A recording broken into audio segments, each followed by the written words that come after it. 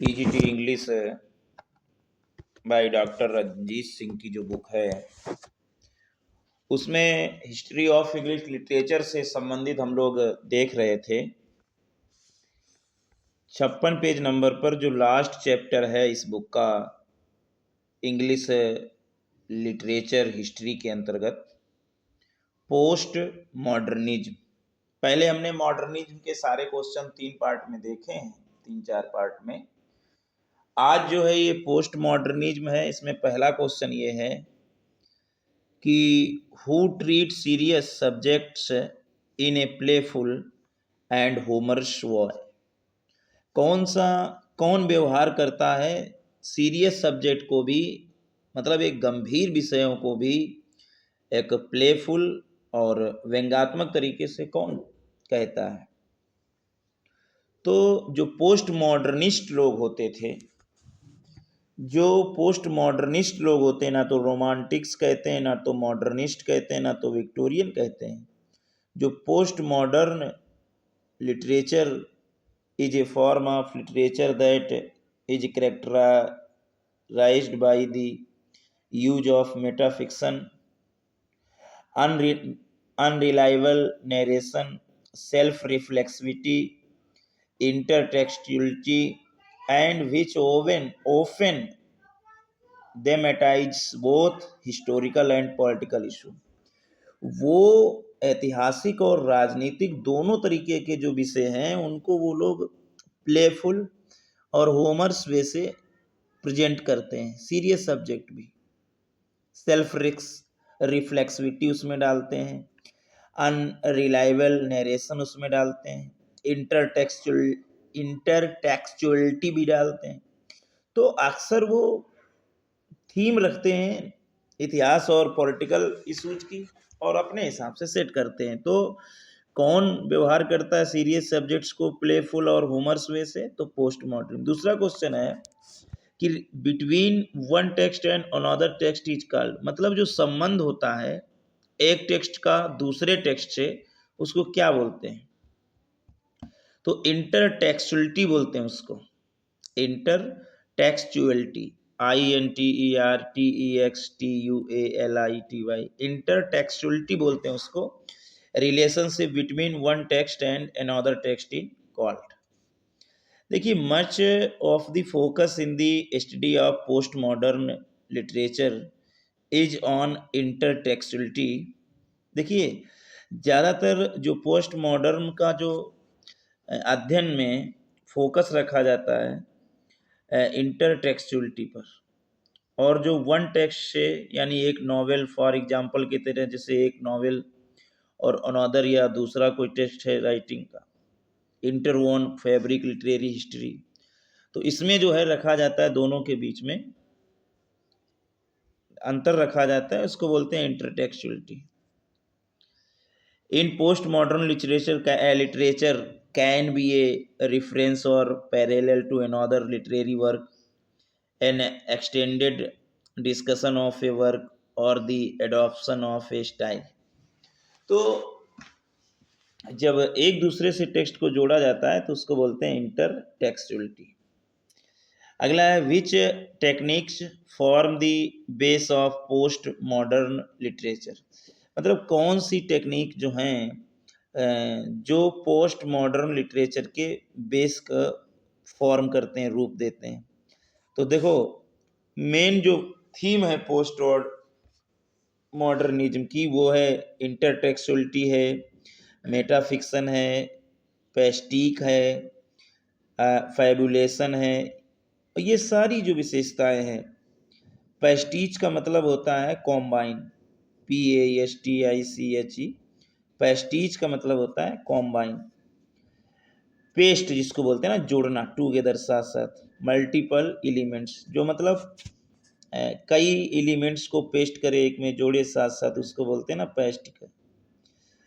Post modernist literature, this can be a homage to और a parody of past style.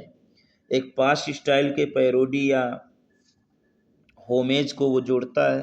Post modernist literature यही दिखाता है। तो इसमें मेटाफिक्शन भी होता है, इंटरटेक्सुअलिटी भी होती है, पेस्टिकेज भी होता है, फैबुलेशन भी होता है, तो सब कुछ होता है इसमें। It can be seen as a representation of the chaotic pluralistic, मतलब इसमें क्वाइटिक भी होती है, प्लूरलिस्टिक भी होता है, और information drenched aspects of post modern society भी होता है। It can be A combination of multiple genres to create a unique narrative or to comment to situation in post modernity। तो ये टेक्निक जो हैं इंटरटेक्सुअलिटी, मेटाफिक्शन, पैस्टिके, फैबुलेशन, ये सब क्या हैं? ये सारी जो टेक्निक्स हैं ये पोस्ट मॉडर्निस्ट लिटरेचर के बेस हैं, बेस फॉर्म को बनाते हैं। अगला चौथा क्वेश्चन है, combination of multiple elements is called. कई तत्वों का जो कॉम्बिनेशन है उसको क्या बोलते हैं? तो अभी बोला ना, पैस्टिचे, पैस्टिके कह सकते हो, पैस्टिके, PASTICHE, पैस्टिके। तो पैस्टिके को मल्टीपल एलिमेंट्स को टुगेदर साथ साथ लाना, वही कहलाता है pastiche. Which technique challenge the role of narrator in novel. उपन्यास में जो नरेटर का रोल होता है वो कौन सी टेक्निक चैलेंज करता है? कौन सी टेक्निक जो है नरेटर के रोल को चैलेंज करती हैं उपन्यास में? तो देखो, पैस्टिज तो नहीं चैलेंज करती है, मेटाफिक्शन भी नहीं। जो फैबुलेशन होता है, fabulation, FABULATION, fabulation is a term sometimes used interchangeably with metafiction. ये फैबुलेशन जो होता है एक ऐसा टर्म है, कभी कभी ये प्रयोग किया जाता है इंटरचेंजेबली, चेंज करने के लिए मेटाफिक्शन और रिलेशन टू पेस्ट के। एंड मैजिक रियलिज्म, और एक मैजिक, जादू की वास्तविकता के लिए। It is rejection of realism, ये एक जो फैबुलेशन होता है ये एक वास्तविकता से रिजेक्शन होता है, जिसमें गले लगाया जाता है नोशन को that literature is a created work and not bound by notions of mimesis and verisimilitude. The term was coined by Robert Scholes. ये जो फैबुलेशन टर्म था इसको कॉइन किया गया था रॉबर्ट स्कोल्स के द्वारा। उनकी एक किताब थी द फैबुलेटर्स, FABULATORS, फैबुलेटर्स एक किताब थी, उसमें ये फैबुलेशन टर्म जो है कॉइन किया गया था। और नरेटर जो उपन्यास में नरेटर का रोल होता है उसको चैलेंज करता है कौन? फैबुलेशन, ये टेक्निक है। तो इसमें आपने देखा कि fabulation is a term sometimes used interchangeable with metafiction and relates to pastiche and magic realism. It is a rejection of realism which embraces the notion that literature is a created work and not bound by notions of mimesis and verisimilitude. The term was coined by Robert Scholes in his book The Fabulators। छठवां question है कि पोएमेना क्या है? POIOUMENA, पोएमेना क्या है? देखिए, पोएमेना means होता है प्रोडक्ट, जिसको मेटाफिक्शन भी कहते हैं। Is a term coined by, ये जो जैसे फैबुलेशन जो है ये टर्म जो है किसके द्वारा लाया गया था? रॉबर्ट स्कोल्स के द्वारा। वैसे ही जो ये पोएमेना जो टर्म है ये किसके द्वारा लाया गया है? ये एलेस्टेयर फाउलर के द्वारा, ALASTAIR, Alastair Fowler, FOWLER, Fowler के द्वारा, जो विशेष तौर पर मेटाफिक्शन को, specific type of metafiction in which the story is about the process of creation, जिसमें कहानी मुख्य तौर पर जो है प्रोसेस होती है ऑफ क्रिएशन, मतलब जो क्रिएशन की जो प्रकृति के बारे में होता है वो कहानी जो है जिसमें लिखा जाता है। नहीं समझे। पोयमेनन, POIOUMEN, पोयमेनन is a term coined by Aleister Fowler to refer to a specific type of metafiction in which the story is about the process of creation। Creation के बारे में जो कहानी होती है उसी को पोयमेनन कहते हैं, पोयमेनन। अगला 7वां क्वेश्चन है, magic release means the mingling of the. जो मैजिक रिलीज होता है, जो मैजिक वास्तविकता होती है, वो मिंगलिंग ऑफ दी क्या होता है? मिंगलिंग ऑफ दी तो वो होता है रियलिस्टिक भी होता है और फैंटेस्टिक भी होता है। रियलिस्टिक भी होता है और फैंटेस्टिक भी होता है।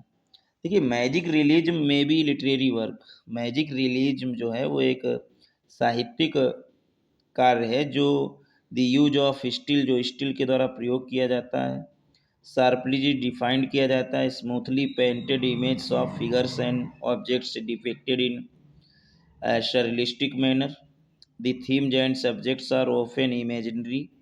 इसके जो विषय और इसका जो थीम होता है अक्सर काल्पनिक होते हैं मैजिक रियलिज्म के। सम वाट कभी कभी आउटलैंडिश भी होते हैं, फैंटेस्टिक भी होते हैं, and with a certain dream like quality, और निश्चितता के साथ में ये एक ड्रीम लाइक क्वालिटी होते हैं। सम ऑफ द कैरेक्टरिस्टिक फीचर्स, इसमें कुछ गुण ऐसे भी होते हैं of this kind of fiction, इस प्रकार की कहानी के कुछ गुण ऐसे भी होते हैं, मिंगलिंग और just position of the realistic, just position of the realistic and the fantastic और बिजारे, skillful time shifts, convoluted and even labyrinthine narratives and plots, miscellaneous use of dreams, myths and fairy stories, expressionistic, expressionistic and even surrealistic description, arcane erudition, the element of surprise or abrupt shock, the horrific and the inexplicable। तो ये magic realism जो है ये मीनिंगलिंग है, किसका है? ये realistic और फैंटेस्टिक का मीनिंगलिंग होता है। 8वां क्वेश्चन है, पॉलिटिकल, इकोनॉमिक और मिलिट्री प्रीडोमिनेंस, पॉलिटिकल, राजनीतिक और इकोनॉमिक और मिलिट्री प्री डोमिनेंस या control of one state over others is termed as.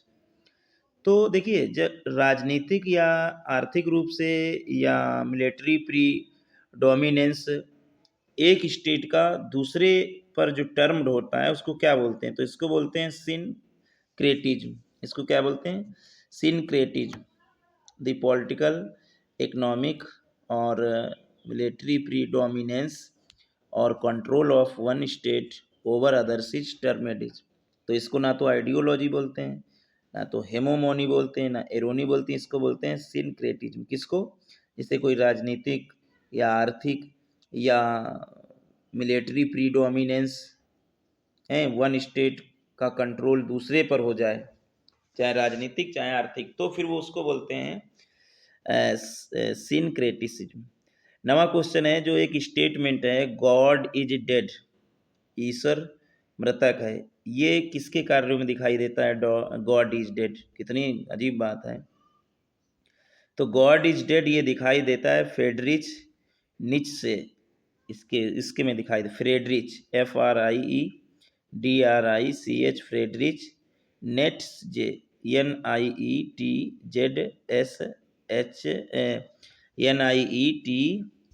NIETZSCHE, Friedrich Nietzsche के कार्यों में दिखाई देता है गॉड इज डेड। 10वां क्वेश्चन है, who in his book the death and life of great American cities, किसकी किताब एक है? किसकी किताब में, उसकी जो एक किताब है the death and life of great American cities 1961 में, इसमें क्रिटिसाइज किया गया द अर्बन प्लानिंग, एक अर्बन प्लानिंग को, as it had developed within modernism and marked a transition from modernity to post modernity is thinking about urban planning. मतलब कौन ये अपनी किताब, उसकी किताब ये है, क्या है? The death and life of great American cities 1961 में। जिसमें उसने आलोचना की है अर्बन प्लानिंग की। अर्बन प्लानिंग जो इट है developed within modernism and marked A transition from modernity to post modernity in thinking about urban planning के बारे में जो पोस्ट मॉडर्निटी की सोचने में जो है, तो उसके बारे में ये जो अर्बन प्लानिंग है उसके बारे में बात करने वाली किताब जो है वो है फ्रेडरिच नीटेज की। वही जिसने गॉड इज डेड माना है वही लेखक है Friedrich Nietzsche, NIETZSHE। Friedrich Wilhelm इसका पूरा नाम है, WILHELAM। Friedrich Wilhelm Nietzsche, NIETZSHE। Friedrich Wilhelm Nietzsche 1844 में इनका जन्म हुआ, 1900 में इनकी मृत्यु हुई। वाज ए जर्मन फिलोसफर, एक जर्मन दार्शनिक हैं, कल्चरल क्रिटिक हैं, एक सांस्कृतिक समालोचक हैं, एंड फिलोलॉजिस्ट और एक दार्शनिक भी हैं। Whose work has exerted a profound influence on modern intellectual history. His popular works are, इसके कुछ पॉपुलर वर्क हैं जैसे द बर्थ ऑफ ट्रेजेडी 1872 में आया। फ्रेडरिक विलहेलम नीट्शे, इनके पॉपुलर वर्क हैं the birth of tragedy, on truth and lies in a nominal sense, truth and lies LIES, lies in a non moral sense, on truth and lies in a non moral sense, ये 1873 में आया। अगला तीसरा कार्य है इनका philosophy in tragic age of the Greeks, ये 1873 में ये भी आया। तो ये फ्रेडरिच विलहेलम नीट्शे ये एक जर्मन दार्शनिक थे, सांस्कृतिक समालोचक थे और दार्शनिक थे जो अपने कार्यों को प्रोफाउंड करते थे, प्रभाव डालते थे, आधुनिक जो बुद्धिमत्ता की इतिहास है उस पर प्रभाव डालते थे, उस पर प्रभाव डालते थे। और उनके फेमस कार्यों को बताया है द बर्थ ऑफ ट्रेजेडी 1872 में, on truth and lies in a non moral sense ये 1873 में, philosophy in the tragic age of the Greeks ये 1873 में। तो किसने ये बुक लिखी है the death and life of great American cities 1961 में, तो फ्रेडरिच नीट्शे। 11वां क्वेश्चन है, कह रहा है कि लिपस्टिक्स क्या है, lipstick feminism is a variety of that seeks to ascertain that women could still be feminist without ignoring or negating their femininity, particularly in terms of sexuality। देखिए lipstick feminism is a variety of, एक variety है काहे की करके जो खोजती है to ascertain that women could still be feminist, assert करती है जो औरतें जो है सदैव के लिए फेमिनिस्ट करती जाती हैं बिना इग्नोरिंग किए, बिना ठुकराए हुए अपनी femininity, particular in terms of sexuality. मतलब जो लिपस्टिक फेमिनिज्म है ये इस प्रकार का फेमिनिज्म है जिसमें औरतें खोजती हैं फेमिनिस्ट, ये चीज़ मानते हुए कि जो सेक्सुअलिटी का टर्म है उसको विशेष तौर पर वो मानती है कि सेक्सुअलिटी का टर्म उनके लिए है। तो ये जो वैरायटी है, वैरायटी काहे की है, थर्ड वेव फेमिनिज्म, ये तीसरी जो वेव थी फेमिनिज्म की तीसरे प्रकार का जो फेमिनिज्म था उस प्रकार का है जिसमें seeks to ascertain, ASCERTAIN, ascertain that women could still be feminist without ignoring or negating their femininity, particularly in terms of sexuality। 12वां क्वेश्चन है, who concludes in his work, किसने अपने कार्य को कंक्लूड्स किया है इन हिज वर्क में, that since meaning cannot come from the author, it must be actively created by the reader through a process of textual analysis।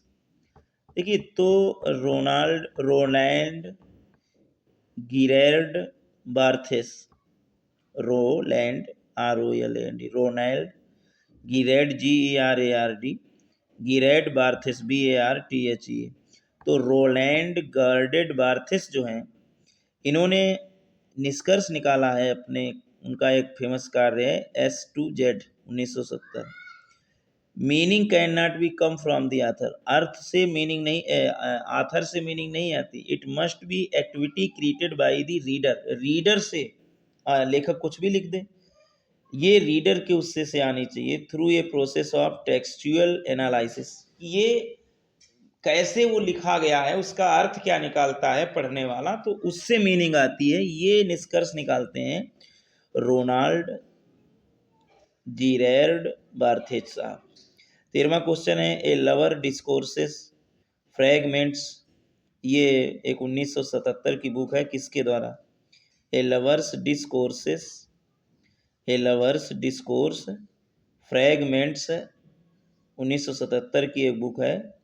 ये Ronald गर्रेड बर्थेज की book है। किसके द्वारा लिखी गई? रोनाल्ड गर्रेड GERARD, गर्रेड बार्थेज BARTHES, बार्थेज की बुक है। ए लवर्स डिस्कोर्सेस फ्रैगमेंट्स।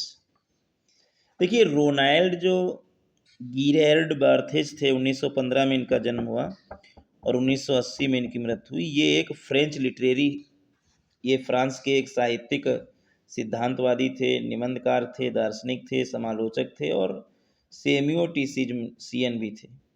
वो 1957 में निबंध कलेक्शन उनका जो 1997 में आया, माइथोलॉगीज, उसके लिए जाने जाते, MYTHOLOGIES, माइथोलॉगीज के लिए जाने जाते थे। और 1967 में उनका जो निबंध आया, the death of the author, उसके लिए भी जाने जाते हैं, जो क्रिटिक्यूट करते हैं traditional approach in literary criticism. A lover's discourse fragment is a 1977 book by किसके द्वारा? रोलैंड जीरेर्ड बार्थीज के द्वारा। Ronald Gerard Barthes was a French literary theorist, essayist, philosopher, critic and semioticist. He is best known for the 1957 essay collection Mythologies and 1960। देखिए, उन 1957 में उनका जो निबंध आया माइथोलॉगीज, उसके लिए वो फेमस है। और 1967 में जो निबंध आया the death of the author, उसके लिए भी फेमस है। और जिसको जो है क्रिटिक्यूट किया गया traditional approach in literary criticism. तो ए लवर्स डिस्कोर्स फ्रेगमेंट्स 1977 में बुक किसके द्वारा आई? रोलैंड गरेड बर्थ के द्वारा। 14वां क्वेश्चन है, कौन लिखता है? बहुत फेमस उपन्यास किसने लिखे हैं? मिडनाइट्स चिल्ड्रेन 1981 में लिखा गया, और the satanic verses SATANIC, satanic verses 1988 का, और मिडनाइट्स चिल्ड्रेन 1981 का किसने लिखा है? तो ये सर अहमद सलमान रश्दी साहब ने लिखा है। मिडनाइट्स चिल्ड्रेन 1981 में, और दी सैटनिक वर्सेस 1988 में। सर अहमद सलमान रश्दी खान जो हैं, RUSHDIE, रश्दी खान का जन्म 1947 में हुआ। ये एक भारत में जन्मे ब्रिटिश अमेरिकन उपन्यासकार हैं, निबंधकार हैं। उनके कार्य मैजिकल रियलिज्म को जोड़े हुए हैं हिस्टोरिकल फिक्शन के साथ में। उनके प्रसिद्ध उपन्यास जैसे हैं ग्रीमस GRIMUS, ग्रीमस 1975, same SHAME, same 1983, SHAME, same 1983, ग्रीमस 1975, Midnights children 1981 और दी सैटनिक वर्सेस 1988। ये तो हुआ 14वां क्वेश्चन। 15वां है, किसने, एक टर्म आता है जिसका नाम है हिस्टेरियोग्राफिक मेटाफिक्शन। एक टर्म है हिस्टेरियो, HISTORIOGRAPHIC, हिस्टेरियोग्राफिक मेटाफिक्शन जो है वो एक टर्म है, ये किसने कॉइन किया? और हिस्टोरियोग्राफिक मेटाफिक्शन जो टर्म है, ये अ, ऐसे कार्यों को रिफर किया जाता है जो फिक्शनलाइज एक्चुअली हिस्टोरिकल इवेंट्स या फिगर्स, मतलब जो वास्तविक रूप से ऐतिहासिक घटनाओं पर आधारित होते हैं, उनकी कहानी बनाते हैं। तो ऐसे जो ऐतिहासिक तथ्यों को लेकर सच्ची एक्चुअल में कहानी बनाते हैं, तो वो जो टर्म है वो हिस्टोरियोग्राफिक मेटाफिक्शन है। तो हिस्टोरियोग्राफिक मेटाफिक्शन को कॉइन किसने किया? तो कॉइन किया है लिंडा, LINDA, लिंडा हचियोन, HUTCHEON, हचियोन ने किया, लिंडा हचियोन ने किया। अगला है लिंडा हचियोन जो है, HUTCHEON, लिंडा हचियोन, इनका जन्म 1947 में हुआ था। ये कनाडा के एकेडमिक वर्किंग करने वाले हैं और लिटरेरी थ्योरी की फील्ड में इन्होंने बहुत काम किया, समालोचना में बहुत काम किया, ओपेरा में बहुत काम किया और कनाडियन स्टडीज पर बहुत इन्होंने काम किया। लिंडा हैचियन जो हैं ये 1947 में जन्मे, एक Canadian academic working in the fields of literary theory and criticism, opera and opera and Canadian studies. ये लिंडा हचियोन जो हैं, ये लेडीज हैं, उन्होंने एक कॉइंड टर्म किया जिसका नाम है हिस्टोरियोग्राफिक मेटाफिक्शन, जिसमें उन्होंने वर्णन किया कि वे साहित्यिक तथ्य, वे साहित्यिक लिटरेरी टेक्स्ट जिनमें interpretation of the past but are also intensely self-reflexive, critical of their own version of the truth as being partial, based, incomplete। तो ये उन्होंने लिंडा हशियोन ने बताया किसके बारे में? हिस्टोरियोग्राफिक मेटाफिक्शन। 16वां है catch 22 is a satirical war novel. देखिए कैच 22 एक व्यंग्यात्मक युद्ध उपन्यास है जो 1961 में प्रकाशित हुआ, जो एक अमेरिकन राइटर थे। कौन थे? जोसेफ हेलर। क्या नाम आता है? Joseph हेलर, HELLER। जोसेफ हेलर जो 1923 में जन्मे और 1999 को इनकी मृत्यु हो गई। Was an American author of novels, short stories, plays and screen plays. His best known work is the 1961 catch 22, a satire on war and bureaucracy. Catch ये 22 जो एक है सैटायर है, व्यंग है, वार और ब्यूरोक्रेसी है, वार और ब्यूरोक्रेसी पर ये उपन्यास है। तो इस किसको लिखा है? American author Joseph Heller. 17वां है हिस्ट्री ऑफ मैडनेस, 1961 में। ये एक बहुत ही फेमस कार्य है, हिस्ट्री ऑफ मैडनेस। अगला है archaeology of knowledge, ARCHAEOLOGY, ARCHAEOLOGY, archaeology of knowledge 1969। Discipline and punish 1975 and the history of sexuality 1976। ये नोटेबल वर्क्स हैं। The history of madness, the archaeology of knowledge 1969 में, discipline and punish 1975 and the history of sexuality 1976। ये एक उल्लेखनीय कार्य हैं किसके? Paul Mitchell डोरिया फाउकाल्ट, PAUL, Paul Mitchell MICHEL, Mitchell डोरिया DORIA, डोरिया फाउकाल्ट FOUCAULT, फाउकाल्ट। ये पॉल मिचेल डोरिया फाउकाल्ट ये एक जो लिखे गए history of madness, the archaeology of knowledge, discipline and punish और हिस्ट्री ऑफ सेक्सुअलिटी, ये नोटेबल वर्क्स हैं किसके? पॉल मिचेल डोरिया फौकॉल्ट के। देखिए पॉल मिचेल फौकॉल्ट 1926 में जन्मे, 1984 में इनकी मृत्यु हुई। ये एक फ्रांसीसी दार्शनिक हैं, इतिहासकार हैं, लेखक हैं, पॉलिटिकल एक्टिविटिस्ट हैं, लिटरेरी क्रिटिक हैं, ये सब कुछ हैं। Paul Michel Foucault was a French philosopher, historian of ideas, writer, political activist and literary critic. वो डिलीवर्ड ए लेक्चर, वो एक लेक्चर देते हैं, व्हाट इज एन ऑथर, कि लेखक क्या होता है? एज ए रिस्पॉन्स टू, और वो उत्तर देते हैं एक तरीके से रोनाल्ड बर्थेज को। किसको? रोनाल्ड बर्थेज को। उनका एक ऐसे था the death of the author, मतलब लेखक की मृत्यु, जो एक ऐसे था, निबंध था, किसका? रोनाल्ड बर्थेज का। किसका? रोनाल्ड बर्थेज साहब का। तो रोनाल्ड बर्थेज साहब को उत्तर देते हुए, रिस्पॉन्स करते हुए पॉल मिचेल डोरिया फाउकल्ट ने लिखा था क्या? What is an author. तो उसको उत्तर देते हुए इन्होंने ये सब रिस्पॉन्स करते हुए लिख डाला the history of madness, the archaeology of knowledge 1969 में, डिस्प्लेन एंड पनिश 1975 में, and the history of sexuality 1976 में। 18वां क्वेश्चन है नोबेल प्राइज फॉर लिटरेचर 2020 में नोबेल प्राइज जो है किसको दिया गया?